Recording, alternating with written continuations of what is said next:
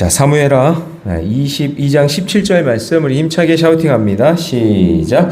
그가 위에서 손을 내미사 나를 붙드시며 많은 물에서 나를 건져내셨도다. 그가 위에서 손을 내미사 나를 붙드시며 많은 물에서 나를 건져내셨도다. 그가 위에서 손을 내미사 나를 붙드시며 많은 물에서 나를 건져내셨도다. 사무엘하 22장 17절 말씀. 아멘. 네, 우리 함께 읽은 귀한 말씀을 가지고 하나님이 통치하시는 인생, 하나님이 통치하시는 인생이란 제목으로 하나님 말씀 함께 나누겠습니다. 자, 우리가 살면서 종종 이런 생각을 합니다. 내 인생은 내가 만들어가는 거야. 내 인생은 내 거야. 이런 표현과 말을 할 때가 있죠. 그래서 자신의 능력과 경험, 계획을 의지하면서 살아가려고 합니다. 그러나 인생을 조금만 돌아보면 지금의 나를 여기까지 이끌어온 것은 내 힘만이 아니었구나. 하나님이 도와주셨구나. 그거를 느낄 때가 와요. 그렇죠? 내 능력이 아니라 하나님이 이렇게 인도해 주셨구나. 예. 내가 막 내 열심으로 살려고 했는데 그게 아니었던 거예요. 하나님이 이렇게 인도해 주셨구나. 그런 거죠. 그래서 때로는 내가 감당할 수 없는 위기와 실패를 지나왔고 또 넘어질 수밖에 없는 그 순간에도 하나님이 나를 딱 붙잡으셔서 다시 이렇게 세워주셔서 나를 여기까지 인도해 주셨구나 해서 보이지 않는 하나님의 손길을 경험할 때가 있다 없다? 있다라는 거죠. 인생을 살면 하나님을 의지하다 보면 그런 것들을 경험하게 되죠. 그래서 사무엘하 22장은 다윗이 평생의 삶을 돌아보면서 하나님께 올려드린 감사의 찬양의 고백이에요. 예. 그러니까 사무엘하 22장은 이게 나중에 시편, 여러분 18편도 보시면은 비슷한 내용인데 이게 다윗이 지금까지 살면서 인생을 딱 살아오니까 이제 노년이 돼서 뒤를 돌아보니 야, 이게 다 하나님이 나를 이렇게 이끌어 주셨구나, 인도해 주셨구나, 통치해 주셨구나 라는 것을 깨닫게 되었다라는 것이죠. 그래서 내 인생을 통치하시는 분은 내가 아니라 하나님이시다 라는 그런 고백을 하게 되는 거죠. 그래서 다윗은 하나님을 위기의 순간마다 성도를 지켜주시는 가장 안전한 피난처로 고백하면서 절망 가운데 부르짖는 기도를 외면하지 아니하시고 능력으로 응답하시는 그 전능하신 하나님을 지금 찬양하고 있는 겁니다. 그래서 하나님이 통치하시는 인생은 어떤 삶인가라는 것을 우리에게 보여주고 있는 거죠. 자, 그러면 세 가지를 한번 살펴보겠습니다. 하나님이 통치하시는 인생은 첫 번째, 절망의 상황에서 나를 건져주신다라는 거죠. 자, 다윗은 자신을 많은 물에 빠진 사람으로 표현해요. 여러분 17절을 한번 같이 읽겠습니다. 시작. 그가 위에서 손을 내미사 나를 붙드시며 많은 물에서 나를 건져내셨도다. 여러분 물이 적을 때는 물이 그냥 한 발목 정도에 오면은 찰랑찰랑하니까 내 마음대로 움직일 수 있잖아요. 그렇죠? 근데 물이 점점 불어나서 내 막 가슴에 차고 목에 차면 어때요? 내가 마음대로 움직일 수가 없잖아요. 몸을 가눌 수가 없잖아요. 그 깊은 물에서는 내가 빠져나올 수가 없잖아요. 그럴 때 그 빠져나올 수 없는 상황 속에 있을 때 그걸 많은 물이라고 표현한 거예요. 여기서. 그런데 늘 보세요. 어떤 고난이 찾아오고 원수의 공격이 있고 그러면 나보다 강하고 자신의 힘으로는 살 수가 없으니까 그런 어떤 절망적인 상황이 내 몸을 스스로 가눌 수 없는 그런 많은 물 속에 깊은 물 속에 들어가 있는 것처럼 그렇게 나를 꼼짝 못하게 만드는 그런 상황이 있다는 거죠. 인생을 살다 보니 다윗도 그렇게 있었다는 거예요. 그런데 17절을 다시 보시면 위에서 손을 내미사 나를 어떻게 해요? 붙드시며. 그러니까 구원은 그러니까 내가 막 그 물에서 내가 빠져나오려고 막 몸부림쳐서 내가 거기서 빠져나온 것이 아니라 위에서 손을 내밀어서 나를 딱 붙잡아서 나를 건져주셨다 그런 얘기. 그럼 이건 내 힘으로 나왔다는 거예요? 하나님이 도와주셨다는 거예요? 그렇죠. 하나님이 전적으로 나를 건져주셨다 그렇게 표현하고 있는 거예요. 다윗이 내가 여태까지 내 능력으로 내 힘으로 그냥 막 해서 싸우고 골리앗도 쓰러뜨리고 막 적진을 향해 나가서 이기고 내가 왕이 된 게 그게 내가 잘나서 내가 능력 있어 된 게 아니라 하나님이 다 건져주셨구나 그 고백을 하고 있는 거죠.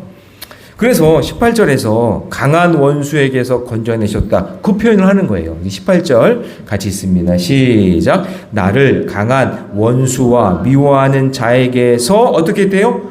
건지셨으며 그들이 나보다 강했기 때문이라. 그러니까 그 강한 적들 가운데 있었는데 자기가 싸워서 이긴 게 아니라 하나님이 나를 건져주셨다. 이렇게 표현하는 거죠. 여러분, 이런 고백을 할 수 있어야 되는 거예요. 이런 고백을. 내가 능력이 있어서, 내가 어떤 분은 그래요. 내가 운이 좋아서. 그게 그런 신앙적인 표현이 아니에요. 우리는 오로지 하나님께서 인도해 주셨습니다. 하나님의 은혜입니다. 하나님이 통치해 주셨습니다. 그렇게 고백할 수밖에 없는 인생이라는 거죠.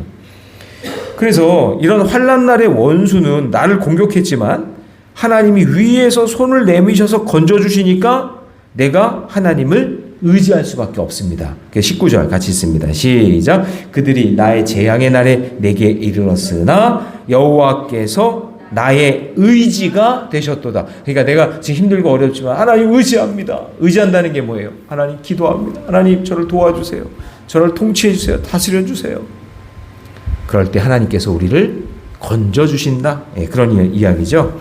그래서 하나님을 의지하는 자는 좁은 곳에서 넓은 곳으로 인도함을 받고 그것이 바로 구원이다는 거예요. 그러니까 여러분, 구원은 내 능력, 내 힘으로 하는 거예요? 아니면 하나님의 전적인 은혜예요?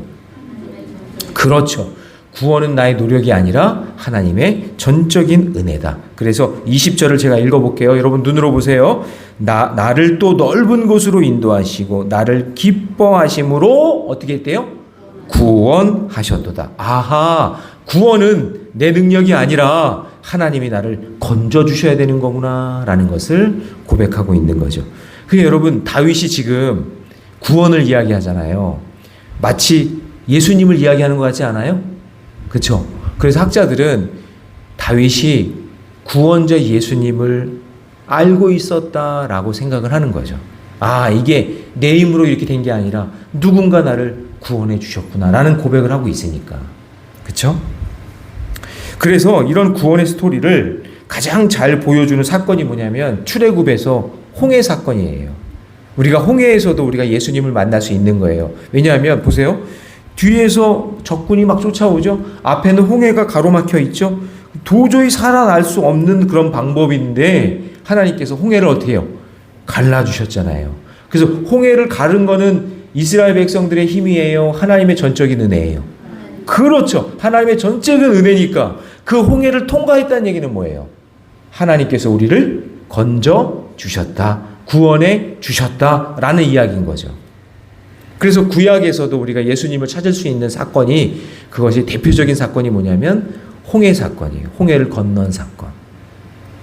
그러므로 여러분, 우리 신앙도 마찬가지예요. 구원은 우리가 자기 능력으로 하나님께 올라가는 게 아니라 하나님께서 우리에게 먼저 손을 내미셔서 우리를 통치해 주시는 사건이다. 그러므로 여러분, 오늘도 마찬가지. 하나님, 제 인생을 통치해 주세요. 오늘도 어떤 일이 일어날지 모르잖아요. 오늘 새벽에 딱 왔더니 엘리베이터가 고장이에요. 어떻게 할 수가 없잖아요. 이제 어떻게 할 수 없잖아요. 그죠? 우리 인생의 길이 그래요. 어떤 일이 일어날지 몰라요. 아니, 근데 저는 걱정이, 혹시 우리 교회 오늘 어떤 성도가 오늘 와서 엘리베이터 혹시 갇혀있진 않나?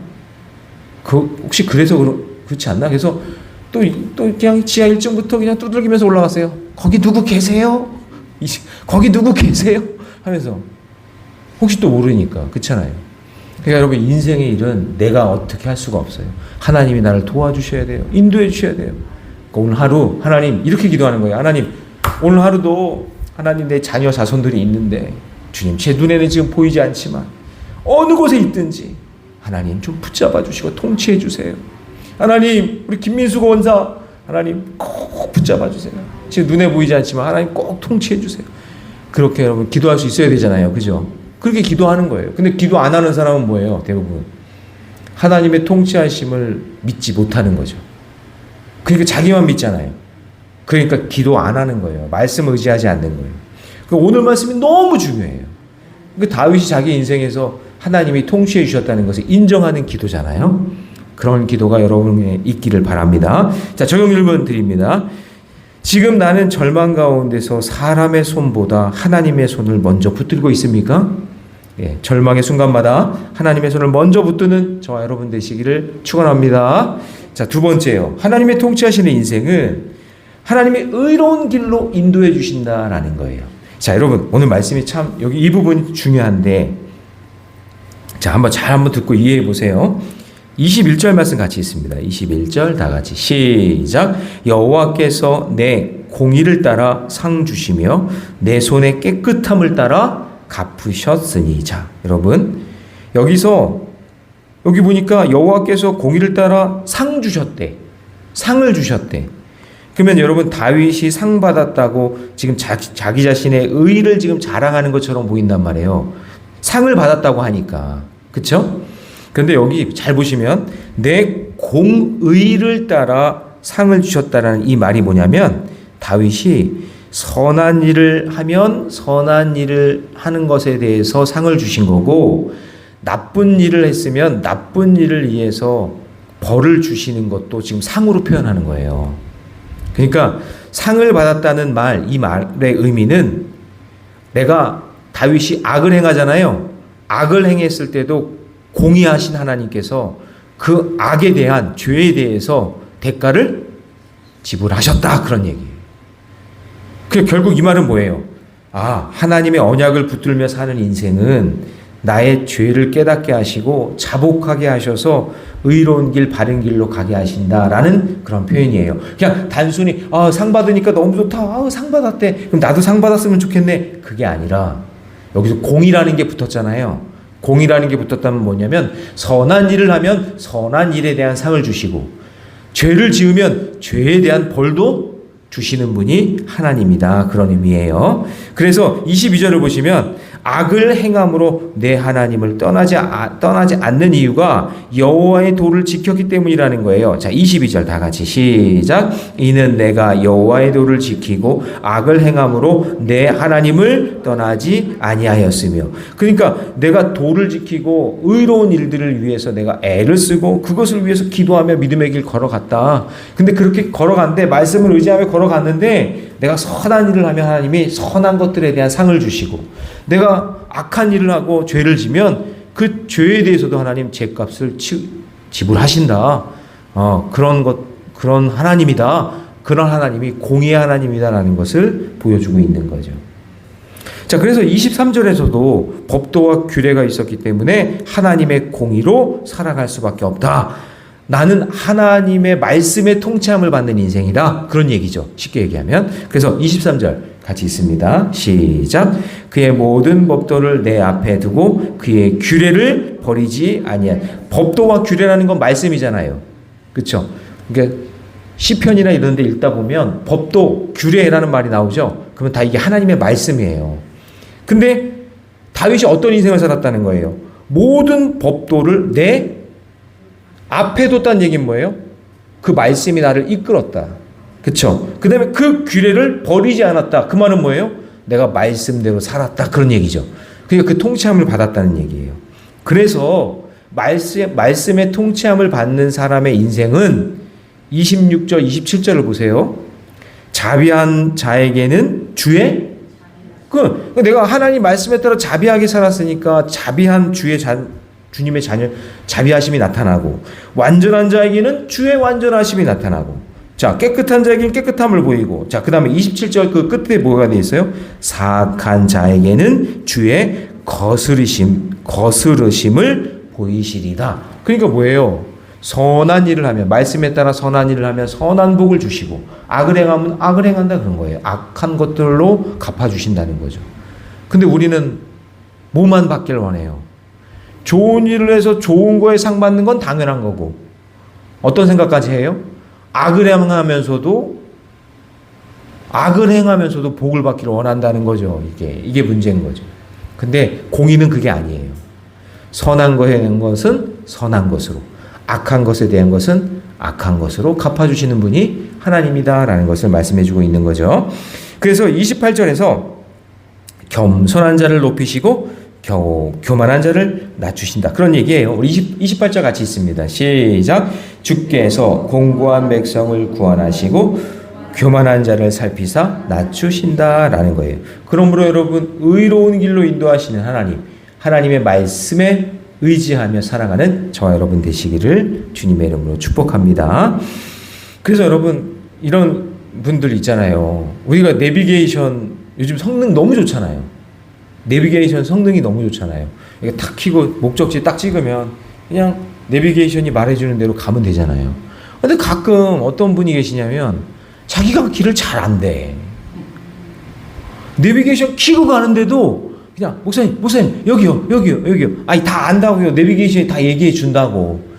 근데 그냥 자기 고집, 자기 경험 그런 얘기하시는 분도 있어요. 물론 자기가 잘 아는 길일 수도 있겠죠. 근데 제가 경험상, 여러분들은 모르겠지만 하여튼 제 경험상 가장 안전하게 가는 방법은, 빠른 길로 가는 방법은 내비가 얘기해주는 길로 가면 돼요. 내비게이션이 어떤 기능이에요? 공중에 GPS가 지금 내가 가는 길을 지금 가장 빠른 길로 인도해주고 있는 거잖아요. 공중에서. 응? 공중에 있는 인공위성에서 GPS를 통해서 내가 지금 가는 길을 잘 지금 보여주고 있는 거란 말이에요. 하나님이 내 인생을 하늘에서 가장 잘 보고 계시잖아요. 그런데 그냥 말씀대로 살면 되는데 자기 고집대로 사는 거예요. 주님이 좁은 길 가라 그러면 싫어요. 제가 넓은 길 갈래요. 이쪽으로 가라 그러면 싫어요. 거기 싫어요. 그 길 너무 싫어요. 저 이쪽 길 갈래요. 그러면서 자기가 가고 싶은 길로 막 간다는 얘기죠. 그러면 하나님의 통치하심을 받는 거예요? 아닌 거예요? 아닌 거예요. 자기 마음대로 막 살고 싶은 거예요. 그 얘기하는 거죠. 근데 다윗은 하나님의 통치하심으로 말씀에 순종하며 살았다. 그 얘기를 하고 있는 거예요.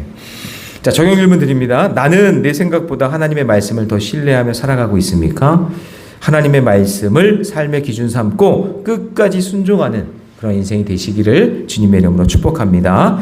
자, 마지막이요. 하나님이 통치하시는 인생은 하나님의 능력을 공급해 주신다는 거예요. 하나님 말씀 의지하며 사니까.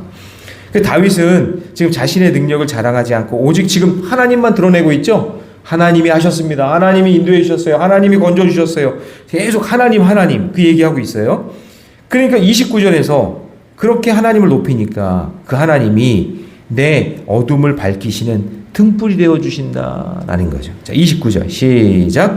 여호와여 주는 나의 등불이시니 여호와께서 나의 어둠을 여러분 너무 말씀 좋죠. 여기 지금 뒤로 나오는 말씀 너무 좋은 말씀이에요. 그런데 사실은 지금 앞부분, 지금 우리 앞에서 읽었던 말씀을 잃어버리면 안 돼요. 누구의 통치함을 받아야 돼요? 하나님의 통치함을 받는 거, 그거 잊어버리면 안 돼요. 자, 그 다음에 30절에서 하나님이 주시는 능력으로 적진을 뛰어넘을 수가 있대요. 자, 30절 시작. 내가 주를 의뢰하고 적진으로 달리며 내 하나님을 의지하고 성벽을 뛰어넘나이다. 하나님을 의지하면서 더 성벽을 확 뛰어넘는 거예요. 여러분 인생에도, 여러분 자녀의 인생에도 벽이 있잖아요. 성벽이. 그렇죠? 오늘 어제도 우리 가정예배 드리면서 큐티를 했더니 아이들이 다 벽이 있더라고요. 자기들이 뛰어넘어야 될 벽이 있어요. 어떤 애는 성적, 어떤 애는 학원, 어떤 애는 하여튼 다 뛰어넘는 성벽이 있잖아요. 근데 그 뛰어넘는 성벽이 내가 내 힘으로 넘는 게 아니라 30절 끝에 보니까 내 하나님을 의지하고 성벽을 뛰어넘나이다. 그런 거죠. 하나님을 의지하면서 내 능력과 내 힘이 아니라 하나님을 의지하는 저 여러분이 되시기 바랍니다. 자, 그래서 32절에서 하나님은 나의 반석이시고 하나님은 나의 피난처다. 시편에 나오는 고백을 지금 다윗이 하고 있었던 거죠. 그러니까 여러분 이 사무엘하 말씀을 읽다 보니까 깨닫게 되죠. 아, 시편 다윗이 이렇게 썼구나. 이렇게 다윗이 이렇게 쓴 이유가 있구나라는 걸 알게 된단 말이죠. 자, 한번 읽어볼까요? 읽기만 해도 은혜가 되니까 32절 33절 시작. 여호와 외에 누가 하나님이며 우리 하나님 외에 누가 반석이냐? 하나님은 나의 견고한 요새시며 나를 안전한 곳으로 인도하시며. 그죠? 그 다음에 33절, 34절, 35절 시작. 나의 발로 암사슴발 같게 하시며 나를 나의 높은 곳에 세우시며 내 손을 가르쳐 싸우게 하시니 내 팔이 놋화를 당기도다. 자, 아멘이죠. 그죠? 너무 좋죠. 여기 보니까 다윗이 막 적에게 쫓겨가지고 막 숨고 다닐 때 말이에요. 그때 암사슴발같이 하나님 제 발을 암사슴발같이 만들어 주셔서 나를 높은 곳으로 도망갈 수 있도록 도와주세요. 그 얘기예요. 여러분 암사슴 달리는 거 보셨어요? 저는 그 제주도에서 경험해 봤는데 그냥 지금 그게 노루인지 사슴인지 모르겠어요. 여러분 그 숫사슴은 뿔 때문에 잘 못 달려요. 뿔이 이렇게 많잖아요. 그러니까 나뭇가지에 걸리기 때문에 잘 못 도망가는데 암사슴은 하나님이 막 뭐가 쑥쑥쑥 지나가는데 막 언덕을 향해 엄청 빠르게 달려가요. 그러니까 암사슴은 하나님이 그렇게 빠른 다리를 주셔가지고 피할 수 있는 힘과 능력을 주셨다는 거죠. 그러니까 여러분 마찬가지예요. 오늘도 우리 인생을 살 때 피해야 될 사람이 있잖아요. 피해야 될 사람이 있잖아요. 상황이 있잖아요. 그럴 때 하나님 저에게 지혜를 주셔서 암사슴과 같이 잘 피할 수 있는 능력을 주옵소서. 그렇게 기도하는 거예요. 여러분 자녀를 위해서도 기도할 때 하나님 이런 고난과 이런 사건 속에 있을 때 잘못된 불의한 상황을 만나지 않게 해주시고 타락한 상황을 만나지 않게 해주시고 하나님 피할 수 있는 길을 열어주셔서 암사슴발 같게 하셔서 높은 곳을 향해 갈 수 있게 해달라고. 그죠? 그 다음에 여기 보니까 35절에 내 팔이 놋활을 당기도다. 여러분 놋으로 만든 활 그 당기는 거 쉽지 않잖아요. 엄청 힘들잖아요. 근데 하나님께서 나에게 힘을 주셔서 그걸 당길 수 있는 힘과 능력을 주셨다라는 것을 말씀해주고 있는 거죠. 그러므로 여러분 오늘 누구를 의지해야 돼요? 하나님을 의지해요. 누구의 통치함을 받아야 돼요? 하나님의 통치함을 받는. 그러면 하나님을 의지하고 통치하는 방법 제가 늘 얘기하죠. 두 가지예요. 말씀과 기도. 그거예요. 말씀과 기도가 하나님의 통치하심을 받는 방법이죠. 오늘 이 새벽에 오시고 오늘 말씀을 듣는 우리 사랑하는 모리님께 성도 여러분, 오늘도 말씀과 기도로 하나님의 통치하심을 받으며 살아가시기를 주님의 이름으로 축원합니다. 적용 질문 드립니다. 나는 내 능력으로 살려고 합니까? 아니면 하나님의 능력을 의지하며 살아가고 있습니까? 하나님을 의지하며 내 능력은 내려놓고 하나님을 의지하며 살아가시기를 주님의 이름으로 축복합니다.